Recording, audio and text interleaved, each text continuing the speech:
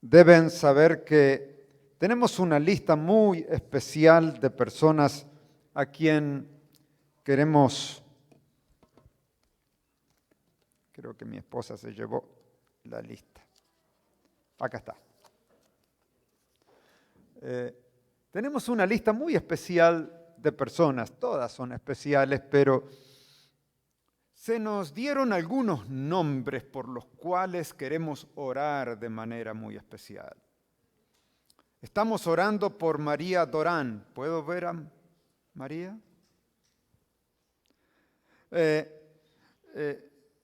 Cori Marlene. Cori.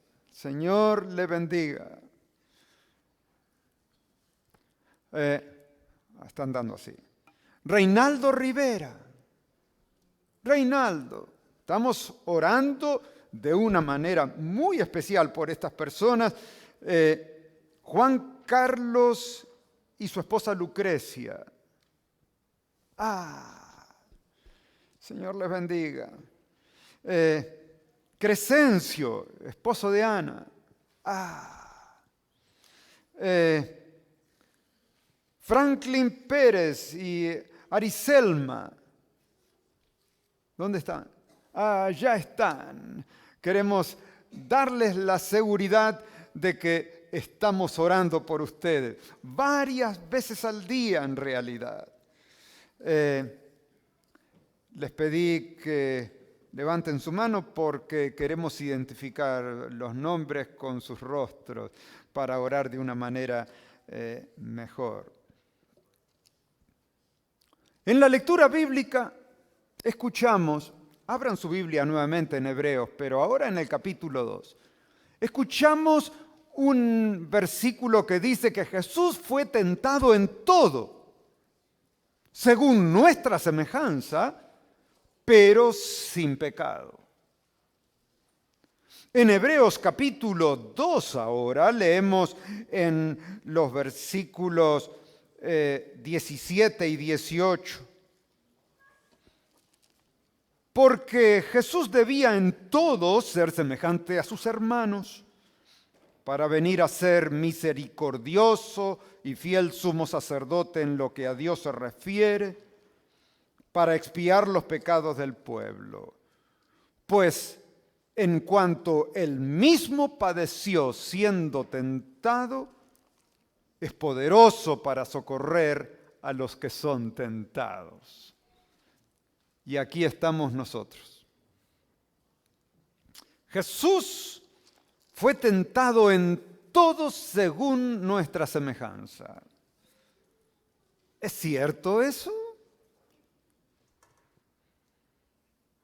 ¿Tuvo Jesús las tentaciones de una mujer? Que tal vez puedan ser diferentes a las tentaciones de un hombre. ¿Fue tentado Jesús a usar marihuana? No sé si fumaban marihuana, no creo en esos días. ¿Fue tentado Jesús a usar peligrosamente las muchas oportunidades del Internet? ¿De la electrónica? No, por seguro no, en esos días. Pero dice la Biblia que Jesús fue tentado en todo según nuestra semejanza. Mi propósito en esta mañana es considerar con ustedes las tentaciones de Jesús. En primer lugar, ¿qué es una tentación? Una tentación es un impulso a hacer algo que generalmente en el contexto de la palabra tentación no es bueno.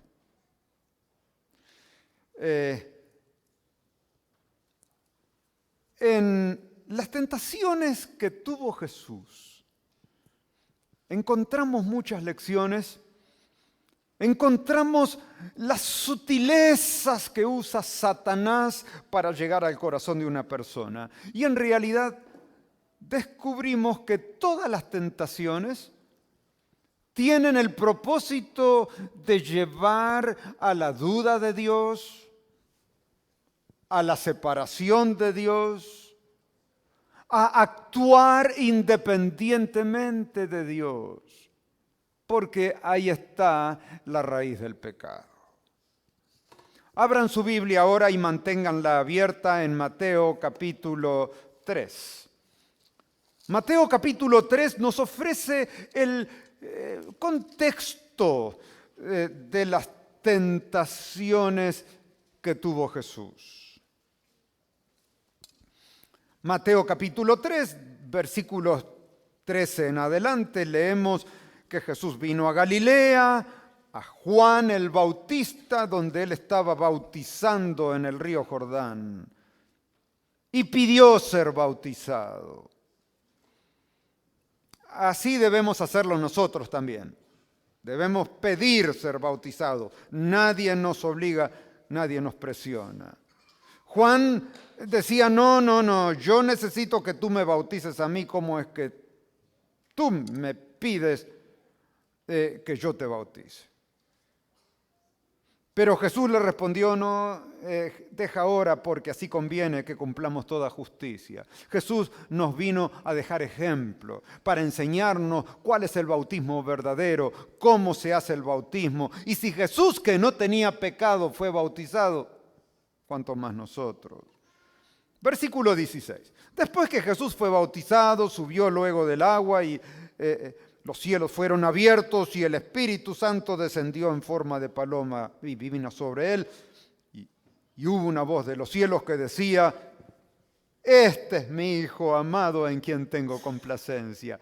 Dios el Padre estaba contento, complacido, cuando Jesús fue bautizado. Y cada vez que un hijo de Dios también toma la misma decisión, Dios se complace y Dios se alegra. Este es mi hijo que está haciendo lo que tiene que hacer. No es fácil, pero hay que hacerlo. Este es el contexto de lo que viene inmediatamente después. Capítulo 4, versículo 1. Inmediatamente después de las tentaciones, del bautismo, Jesús fue llevado por el Espíritu al desierto, a donde fue tentado por el diablo. Y dice el versículo 2, y después de haber ayunado 40 días y 40 noches, tuvo hambre. ¿Quién no tendría hambre después de un tan largo ayuno? Jesús se retiró a un lugar apartado para meditar, para pensar, para orar, para recibir instrucción especial de Dios. Y fue en esos momentos de gran debilidad física cuando Satanás se presenta con las mayores tentaciones que tuvo Jesús. Sin duda que Jesús fue tentado en otras circunstancias y en muchísimas oportunidades, tanto como lo hace, como nosotros somos tentados. Pero aquí se registran estas 3 grandes tentaciones que tuvo Jesús. Primera lección. Noten que estas grandes, las más grandes tentaciones de Jesús ocurrieron inmediatamente después de su bautismo. No crea usted que porque está bautizado, ahora el diablo ya se olvidó de usted. Prepárese, le estoy advirtiendo, porque Satanás tratará de desanimarlo, de alguna manera o de otra. O tal vez usted todavía ni está bautizado y siente que porque usted aceptó a Jesús como su Salvador, Satanás está preocupado, quiero que lo sepa. Satanás tratará de desanimarlo. Recuerde eso. Usted es un hijo de Dios y está ahora entre dos fuegos.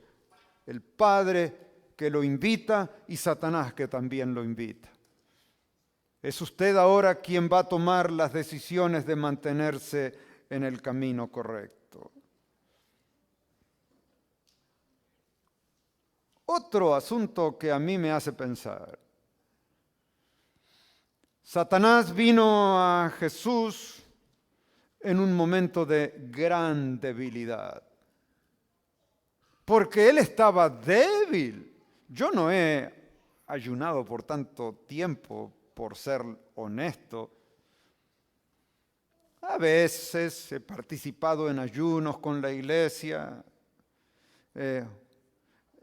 pero sin duda que Jesús sabía por qué debía orar tanto y ayunar. Él trata de atacarnos en nuestras debilidades o cuando estamos en debilidad. Jesús enfrenta las tentaciones. El diablo trata de llevar a Jesús a dudar de Dios. Esa fue la esencia de la primera tentación. Se aparece el diablo y Satanás delante del Señor Jesús porque Él no quiso delegar en otro demonio esta responsabilidad. Era muy importante para Él lograr hacer tropezar a Jesús ahora. Y noten que el diablo se presenta delante de Jesús de una manera muy sutil. Leemos que se presentó como un ángel de luz. No se presentó como un demonio que aparece en algunas pinturas con un rostro fiero, alas de murciélago, con una cola, con cuernos. No, se presentó como un enviado de Dios, como un ángel de luz que trae un mensaje de parte de Dios y le dice en el capítulo 4, versículo 3, vino a él el tentador y le dijo, si eres el Hijo de Dios, di que estas piedras se conviertan en pan. Fíjense que el Padre mismo le había dicho a Jesús en el día de su bautismo, tú eres mi Hijo amado. Este es mi Hijo amado. Pero ahora viene el diablo a plantar una duda en la mente de Jesús. Si eres el Hijo de Dios, ¿no pareces? Mírate en un espejo. ¿Se imaginan después de 40 días, tal vez sin bañarse, en el desierto? Después de haber ayunado, Jesús estaba flaco, chupado, ojeroso, débil. Tal vez apenas podía caminar por su debilidad. No pareces el Hijo de Dios, tu rostro demacrado, las circunstancias en que está. Tú te pareces a un ángel caído. ¿Quién eres tú? Demuéstramelo. Si eres el Hijo de Dios, haz que estas piedras que están aquí se conviertan en pan. ¿Acaso pecado comer? ¿Cuál era el problema o cuál era la tentación, la esencia de la tentación? Era hacer un milagro en su propio beneficio. Usar su poder divino sin permiso de su Padre. Con este acto Jesús no ganaría nada para el plan de la salvación. Él había venido a sufrir y a morir por la raza humana, a morir por pecados que él no había cometido. Si él hacía un milagro, sería un milagro egoísta, un milagro que no había sido pedido por Dios. ¿Tenía Jesús para hacer ese milagro? Por supuesto. Lo único que tendría que haber hecho es dar la orden. ¿Acaso que él no lo había hecho en la creación? Él dijo y fue hecho. Él mandó y existió. Y el universo vino a la existencia por su orden. Él podría haberlo hecho. Y aquí entonces esto me lleva a considerar que las tentaciones de Jesús en realidad fueron más grandes que las mías. Porque Él tenía el poder para hacerlo. Fue tentado a usar su poder. Él era el Todopoderoso, pero no lo hizo. No lo hizo porque no era esa una instrucción divina. Y aquí estaba ahora Satanás tentando a Jesús en el mismo terreno a donde él había logrado la victoria con Adán y Eva, en el área de la alimentación, en el área del apetito, en el área del hambre, en el área de la salud.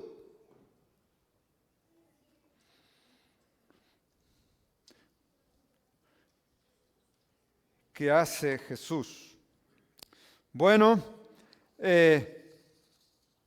capítulo 4, versículo 4. Jesús respondió y dijo: escrito está, no solo de pan vivirá el hombre, sino de toda palabra que sale de la boca de Dios. Esto no me lo ha pedido Dios. Así que si Dios no me lo ha pedido, yo no lo voy a hacer, aunque tengo hambre, aunque tengo el poder, no lo voy a hacer. Y no lo voy a hacer porque la Biblia me dice que es más importante hacer la voluntad de Dios. Más importante que comer es hacer lo que sale de la palabra de Dios. Noten que Jesús usó la Biblia para protegerse de las tentaciones. Usó la espada del Espíritu. Esa fue su arma para protegerse de los ataques de Satanás. La Biblia es descrita por el apóstol Pablo como la espada del Espíritu. Cuando vino el diablo, Jesús se defendió. Saca la espada. Tú me dices que hagas eso, pero la Biblia dice, escrito está. Un tío de Noli que fue pastor en un periodo muy peligroso de inestabilidad social, regresaba de dar un estudio bíblico con un buen hermano de la iglesia.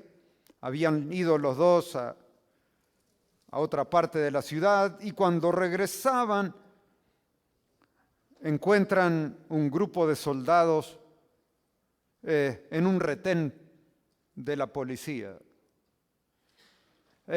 Bájense, documentos, llevan armas.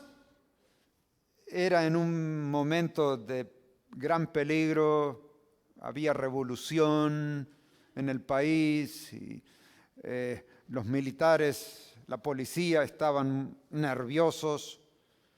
Llevan armas y el pastor Collins iba a decir no, cuando de pronto el hermanito dice sí. ¿Para qué? No terminó de decir que sí cuando vinieron un montón de policías y saltan arriba de ellos y ahí los ponen contra la pared y empiezan a tocar, a palpar por armas. ¿Dónde están las armas? Están en el asiento del carro y allá saltan un montón de soldados a buscar. No, acá no hay nada, lo único que hay es un libro. Bueno, esa es mi arma, es la espada del Espíritu. Dice, mire, nosotros, pues ahí estaban todos apuntándolo. Usted estuvo aquí, no haga esa broma. No, es que no es broma, es en realidad, con eso yo me defiendo de los ataques de Satanás. Bueno, trataba de dar un sermoncito a los policías y a los soldados, pero en realidad tenía razón, es nuestra arma.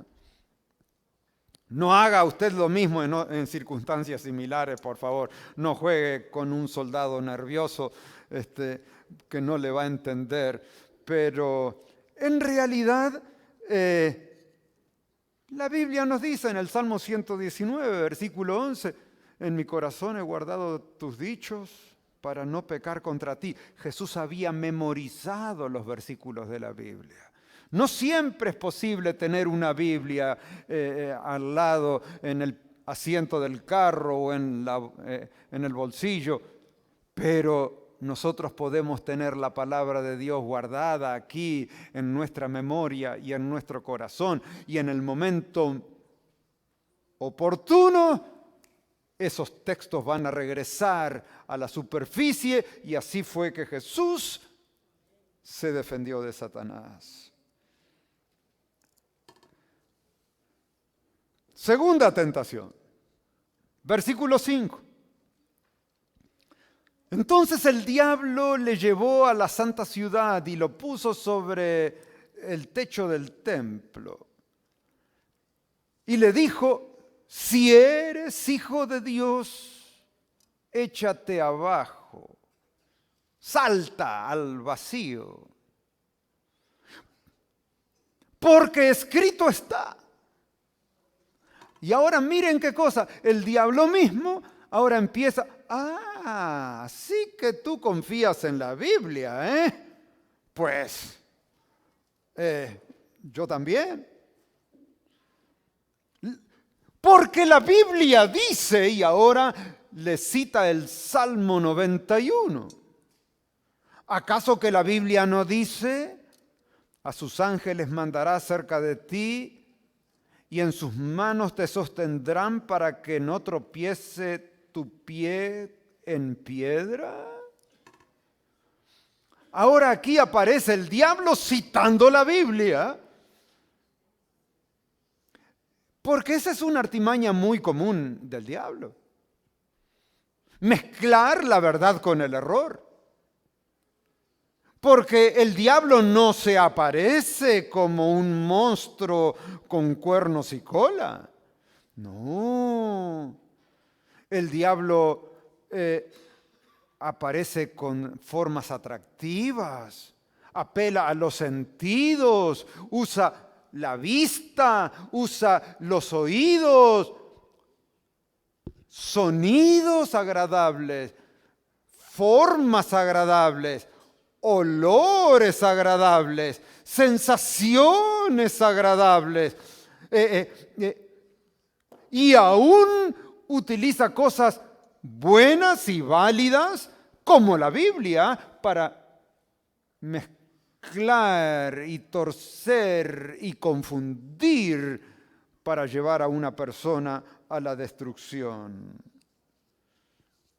Porque si tú no confías, Jesús, en la palabra de Dios y en la promesa de Dios, ¿cómo puedes pretender ser el Hijo de Dios? Y en el deseado de todas las gentes encontramos ahora un comentario. Es que hay una gran diferencia entre fe y su falsificación, que se llama presunción. Solo el que tenga fe se halla seguro contra la presunción. Porque la presunción es la falsificación satánica de la fe. La fe se aferra a las promesas de Dios y produce obediencia, pero la presunción también se aferra a las promesas de Dios, pero las usa como Satanás para disculpar la transgresión. Sí, la Biblia dice eso, pero ahora voy a usar la Biblia para justificar algo que Dios no me pide. O aún peor, algo contrario a su voluntad. Si eres el Hijo de Dios, da un paso en el vacío y salta, porque Dios dice que te va a proteger. Yo estoy seguro que Dios hubiera protegido a Jesús si el diablo lo hubiera empujado. Estoy seguro que el Padre hubiera enviado un ángel para proteger a su Hijo. Pero no era eso lo que estaba ocurriendo. Jesús no tentó a Dios. No confió presuntuosamente en las promesas exponiéndose a la tentación. Y le dice, versículo 7, Jesús ahora saca la espada otra vez. Jesús le dice, escrito está también, no tentarás al Señor tu Dios. Yo no voy a saltar, porque la Biblia dice, y Jesús se defiende con la palabra de Dios. Es que allí está la base de nuestra fe. No las emociones, no el hambre, no las presiones, no las distorsiones aún mismas sacadas de la Biblia, pero hay que ver todo el mensaje de la palabra de Dios. Dios a veces nos pide que demos un paso en el vacío. A veces Dios nos pide lo que parece ser muy difícil y aún imposible. Dar un paso en el vacío es amenazante, da miedo. Y hay momentos en que tenemos que obrar por fe. El dinero no me alcanza, pero Dios me pide que devuelva el diezmo. No tiene lógica. Yo tendría que ganar más y ahora devolver un 10% de lo que gané, que ni es suficiente para pagar mis deudas, no tiene sentido. Pero lo voy a hacer porque Dios me lo pide. Trabajo 7 días a la semana y no gano lo suficiente. ¿Y ahora usted me está pidiendo que no trabaje el 7º día? No, yo no le estoy pidiendo, es Dios que se lo pide, está en la Biblia. 6 días trabajarás y harás toda tu obra, pero el 7º día vas a ir a la iglesia. Pero es que no tiene sentido si yo no gano lo suficiente como para atender a mi familia y pagar mis deudas, y ahora usted me dice que no trabaje todos los días. No tiene sentido, pero lo voy a hacer. Lo voy a hacer porque Dios me lo pide. Y la Biblia dice en 1 Corintios capítulo 10, versículo 13, que Dios no probará a nadie más de lo que podemos resistir, sino que juntamente con la tentación Él dará una salida para que la podamos soportar. Pero ahí viene entonces la fe. Voy a dar el paso de fe porque Dios me lo pide, sabiendo que si Dios me lo pide es para nuestro bien. Y otra vez Jesús vence con un escrito está. Jesús había demostrado que Él era el Hijo de Dios. Y ahora el diablo se aparece como quien Él de veras era. El enemigo, el tentador, el adversario, el acusador. Son términos que la Biblia utiliza para describir a Satanás. Ok, yo soy el diablo. Yo soy Lucifer, el ángel caído. Entonces dice la Biblia en el capítulo 4, versículo 8, que ahora el diablo lo llevó a un monte muy alto y le mostró todos los reinos del mundo y la gloria de ellos, y le dijo, todo esto te daré, versículo 9, si postrado me adorares.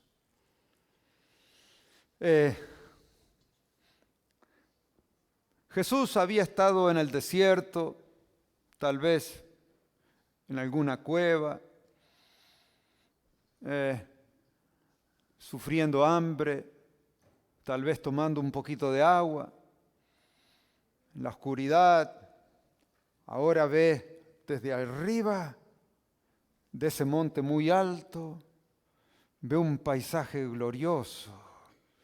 Y el diablo le dice, ¿ves todo esto? Está lleno de gente. Y toda esta gente me sigue a mí. Están en mis manos. Son mis seguidores. Yo me voy a perder, pero no me voy a perder solo. Todos estos van a arder conmigo. Pero vengo a ofrecerte acá un trato, una buena oportunidad. Porque toda esta gente me sigue desde los días de Adán. Adán era el príncipe de este mundo. Adán era la persona a quien Dios le dio el señorío. Pero Adán decidió no hacerle caso al Padre, sino a mí. Y ahora yo soy el príncipe de este mundo. Te vengo a ofrecer algo. Te daré todo esto sin necesidad de que vayas a la cruz. Imagínate unos clavos. Te vas al... no, mira, todo esto te lo doy con una condición. Que hagas lo que no quisiste hacer en el cielo. ¿Cierto? Los dos nos peleamos. Hubo una gran guerra en el cielo. Y tú prevaleciste. Y yo fui arrojado del cielo.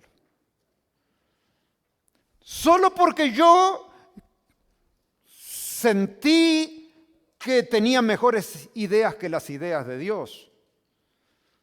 Porque yo le convencí a muchísimos ángeles que Dios no era justo. Y entonces me echó del cielo. Porque yo quería ser igual al Altísimo. Pero tú no permitiste que me adoraran. Pero mira, hagamos un trato. No vas a tener que ir a la cruz. Todo te daré si haces aquí lo que no quisiste hacer en el cielo, adorarme. Pero fíjate que acá no hay nadie. En el cielo todos los ángeles te estaban mirando, pero aquí estamos tú y yo solos. No hay nadie, ¿no es cierto? Nadie se va a dar cuenta. Y lo único que te voy a pedir es que te arrodilles delante mío, pero por un instante nada más. Y ya estuvo. Muy cortito y se acabó. Y todo esto será tuyo sin necesidad de que vayas a la cruz. Era una tentación extremadamente poderosa. Y dice el deseado de todas las gentes, Satanás se acerca a los hombres con la misma tentación y tiene más éxito con ellos. Les ofrece el reino de este mundo a cambio que reconozcan su supremacía. Les pide que sacrifiquen un poco de su integridad y desprecien su conciencia. Pero Cristo a cambio les invita a buscar primeramente el reino de Dios y su justicia. Y hay muchos que por tener fama, por llegar a ser ricos, le venden su alma al diablo.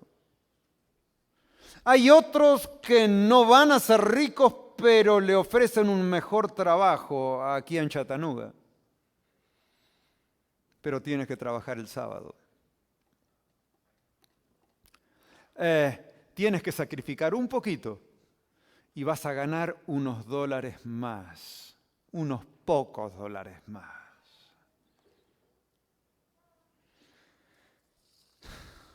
Capítulo 4, versículo 10. Entonces Jesús le dijo: Vete, Satanás, porque escrito está, al Señor tu Dios adorarás y a Él solo servirás. Y aquí se acabó. Vete de acá. Y aquí está entonces la misma lección que ya vimos en las otras tentaciones. Jesús siempre derrotó al diablo basado en la palabra de Dios. Qué importante es conocer la palabra de Dios. Qué importante es tenerla en nuestro corazón, en nuestra mente. Qué importante es tener las prioridades correctas. Y qué importante es ser valiente para hacer lo que es correcto. Ahora Satanás tenía prueba de que estaba en la presencia del Hijo de Dios. Jesús le ordena a Satanás que se vaya y tuvo que obedecer la orden. Dice en Santiago, en el capítulo 4, versículos 7 y 8, dice Santiago: someteos a Dios. Resistid al diablo y él, ¿qué dice? Huirá de vosotros. Acercaos a Dios y Dios se acercará a vosotros. Someteos a Dios, resistid al diablo y él huirá de vosotros. Y allá tuvo que huir el diablo. Derrotado. Bueno, como un perro con la cola, con el rabo entre las patas. Derrotado. Tuvo que irse. Y qué sabroso se siente, mi hermano, cuando usted y yo podemos experimentar lo mismo. Qué lindo es poder saber que hicimos lo correcto y tener la seguridad que Dios se complace con nosotros. Al hacer lo que Jesús hizo, nosotros podemos obligar a Satanás a retirarse. Pero Yo quiero hacerle una advertencia. Ustedes y yo hemos tropezado en muchas oportunidades. No hemos tenido las victorias que tuvo Jesús. Jesús tuvo mayores tentaciones que las nuestras, pero Él prevaleció.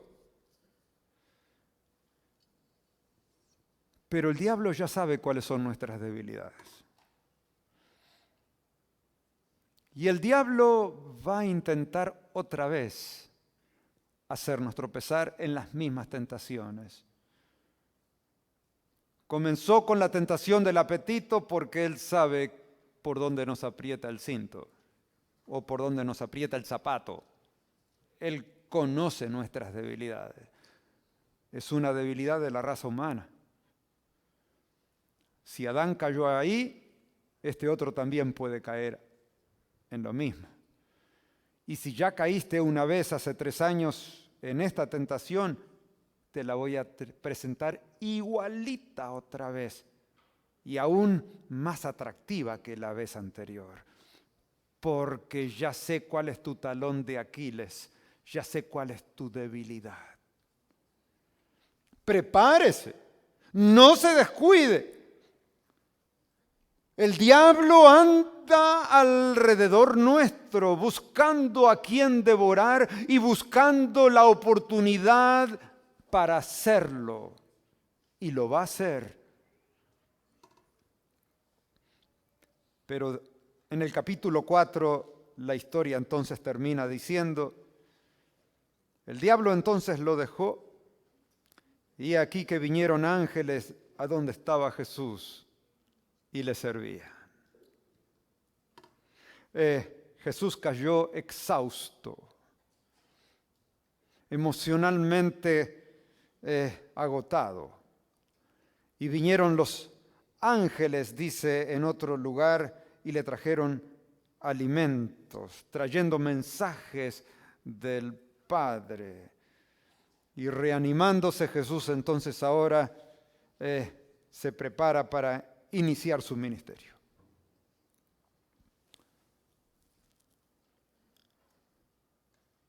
Ustedes y yo hemos tropezado más de lo que nosotros quisiéramos reconocer. Hemos tropezado demasiado. Mejor dicho, ni un tropiezo es justificado. Y no solo que hemos caído una vez, sino una y otra vez. Pero quiero recordarle que Jesús, habiendo sido tentado, Él sabe lo terrible que es una prueba. Y Jesús se compadece de los que son tentados porque Él entiende lo terrible de una tentación. Y no importa cuán profundo usted y yo hayamos podido haber caído, el Señor está listo y dispuesto a ayudar a los que son tentados y a los que cayeron en el pecado. El Señor no los abandona. La Biblia dice que 7 veces cae el justo y 7 veces vuelve a levantarse, porque es muy probable que aún después nosotros, miembros regulares de la iglesia, viejos miembros de la iglesia, que hemos conocido la justicia por mucho tiempo, aún el diablo sabe nuestras debilidades y vuelve a tentarnos. Pero saben, recuerden que 7 veces cae el justo y 7 veces vuelve a levantarse porque conoce la justicia de Dios. No puedo quedarme caído. Lamento haber caído, Señor. Te ofendí, no tengo excusa, pero vengo a pedir tu misericordia. Y el Señor promete, y al que a mí viene yo no le echo fuera. No importa cuán profundo usted haya caído, haya cedido a la tentación. Tengo para usted buenas noticias. Podemos acercarnos confiadamente al trono de la gracia, donde podemos encontrar ayuda y el socorro que necesitamos en medio de las pruebas que todos tenemos en la vida. Y sobre todas las cosas, allí podremos encontrar perdón, un perdón ofrecido, un perdón que Dios ofrece invitando, y eso es lo que vamos a cantar con el himno 268 acerca de la oferta que viene de Dios. Trae tu cruz y ven en pos de mí. Tropezaste y caíste, pero yo te puedo ayudar a levantar. Aprende de